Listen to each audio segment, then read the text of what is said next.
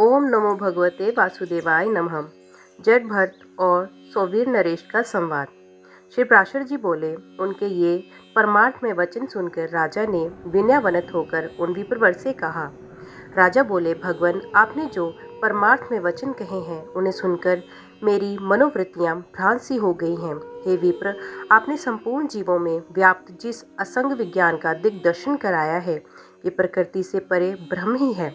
परंतु आपने जो कहा कि मैं शिविका का वहन नहीं कर रहा हूँ, शिविका मेरे ऊपर नहीं है, जिसने इसे उठा रखा है वे शरीर मुझसे अत्यंत पृथक है। जीवों की प्रवृत्ति गुणों की प्रेरणा से होती है और गुणों कर्मों से प्रेरित होकर प्रवृत्त होते हैं। इसमें मेरा कर्तव्य कैसे माना जा सकता है? हे परमार्थज्ञ, ये बात मेरे कानों में पड़ते ही मेरा मन परमार्थ का जिज्ञासु होकर बड़ा उतावला हो रहा है। हे द्विज, मैं तो पहले ही महाभाग कपिल मुनि से ये पूछने के लिए ही कि बताइए, संसार में मनुष्यों का श्रेय किसमें बीच ही में आपने जो वाक्य कहे हैं उन्हें सुनकर मेरा चित्त परमार्थ श्रवण करने के लिए आपकी ओर झुक गया है। हे द्विज, ये कपिल मुनि सर्वभूत भगवान विष्णु के ही अंश हैं। इन्होंने संसार का मोह दूर करने के लिए ही पृथ्वी पर अवतार लिया है, किंतु आप जो इस प्रकार भाषण कर रहे हैं उससे मुझे निश्चय होता है कि वे ही भगवान कपिल देव मेरे हित की कामना से यहाँ आपके रूप में प्रकट हो गए हैं। अतः द्विज, हमारा जो परम श्रेय हो वे आप मुझ विनीत से कहिए। हे प्रभु, आप संपूर्ण विज्ञान तरंगों के मानो समुद्र ही हैं। ब्राह्मण बोले, हे राजन, तुम श्रेय पूछना चाहते हो या परमार्थ? क्योंकि हे भूपते, श्रेय तो सब अपारमार्थिक ही है। हे नरप, जो पुरुष देवताओं की आराधना करके धन संपत्ति पुत्र और राज्य आदि की इच्छा करता है, उसके लिए तो वे परम श्रेय है, जिसका फल स्वर्ग लोक की प्राप्ति है।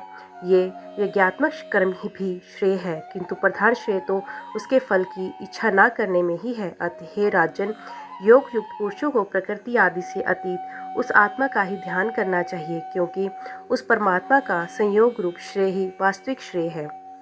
इस प्रकार श्रेय तो सैकड़ों हजारों प्रकारों के अनेकों हैं, किंतु ये सब परमार्थ नहीं है। अब जो परमार्थ है वो सुनो।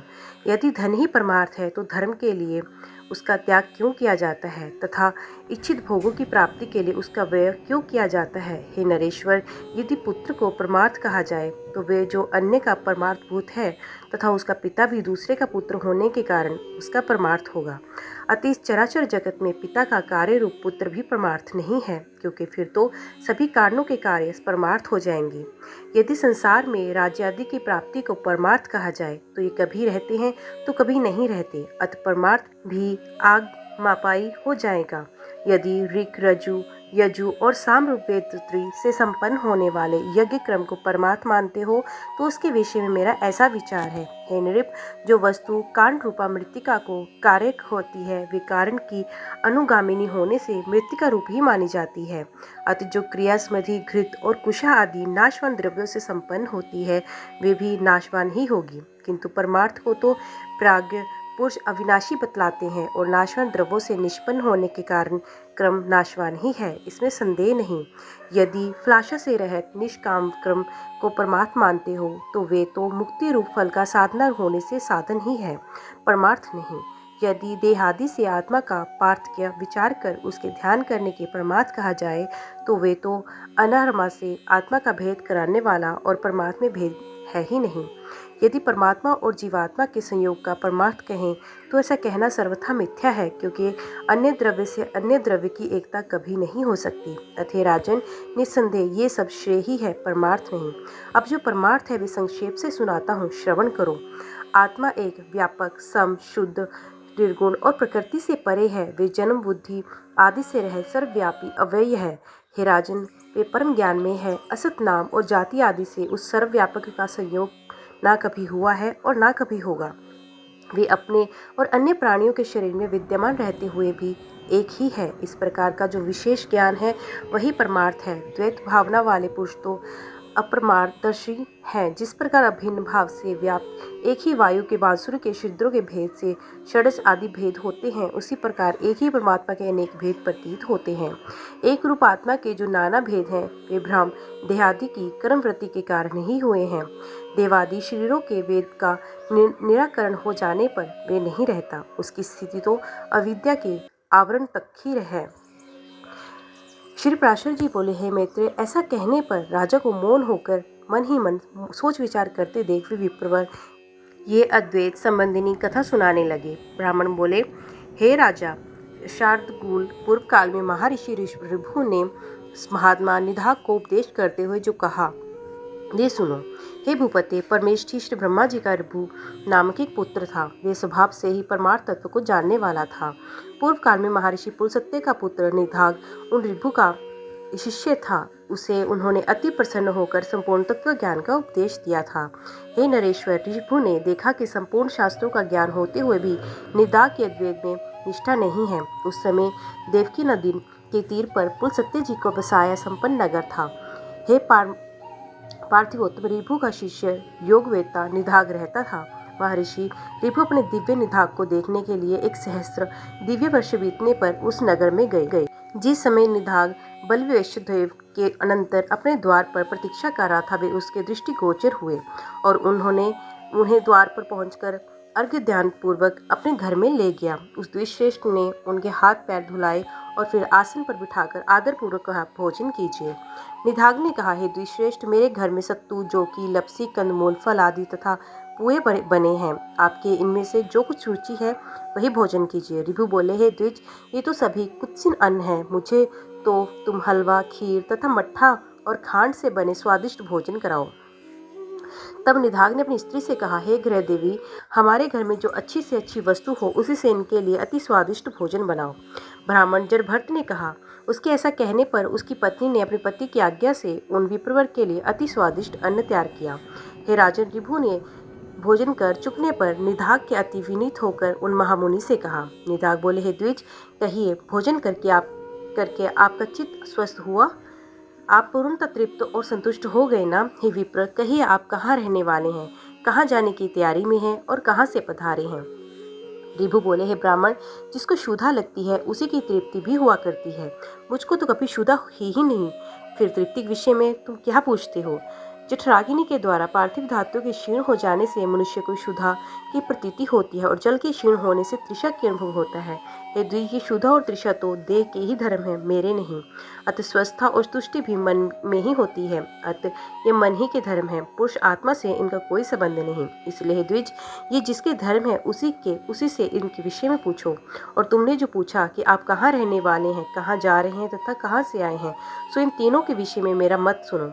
आत्मा सर्वगत है, क्योंकि ये आकाश के समान व्यापक है। अतः कहाँ से आए हैं, कहाँ रहते हो, कहाँ जाओगे, ये कथन भी कैसे सार्थक हो सकता है? मैं तो ना कहाँ जाता हूँ, ना आता हूँ और ना किसी एक स्थान पर रहता हूँ। वस्तुतः तू नहीं है, अन्य नहीं है और मैं नहीं हूँ। वास्तव में मधुर मधुर है भी नहीं। देखो, मैंने तुमसे जो मधुर अन्न की याचना की थी उससे भी मैं यही देखना चाहता कि तुम क्या कहती हो। द्विश्रेष्ठ, भोजन करने वाले के लिए स्वादु अस्वादु भी क्या है, क्योंकि स्वादिष्ट पदार्थ ही जब समयांतर में से अस्वादु हो जाता है तो वही उद्वेगजनक होने लगता है। इसी प्रकार कभी अरुचिकर पदार्थ रुचिकर हो जाता है और रुचिकर पदार्थ से मनुष्य को उद्वेग हो जाता है। ऐसा अन्न भला कौन सा है जो आदि, मध्य और अंत तीनों काल में रुचिकर ही हो? जिस प्रकार मिट्टी का घर मिट्टी से लीपने पोतने से दृढ़ होता है, उसी प्रकार ये पार्थिव देह पार्थिव अन्न के परमाणुओं से पुष्ट होता है। जो गेहूं, मूंग, घृत, तेल, दूध, दही, गुड़ और फल आदि सभी पदार्थ पार्थिव परमाणु ही तो हैं।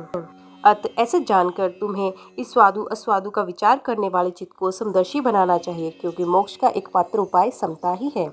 ब्राह्मण बोले, हे राजन, उनके ऐसे परमार्थमय वचन सुनकर महाभाग निधाग ने उन्हें प्रणाम करके कहा, प्रभु, आप प्रसन्न होइए, कृपया बतलाइए, मेरा कल्याण की कामना से आए हुए आप कौन हैं? हे द्विज, आपके इन वचनों को सुनकर मेरा संपूर्ण मोह नष्ट हो गया है।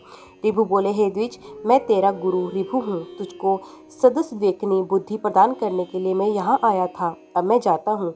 जो कुछ परमार्थ है वे मैंने तुमसे कह ही दिया। इस परमार्थ तत्व का विचार करते हुए तो इस संपूर्ण जगत को एक वासुदेव परमात्मा ही का स्वरूप जान।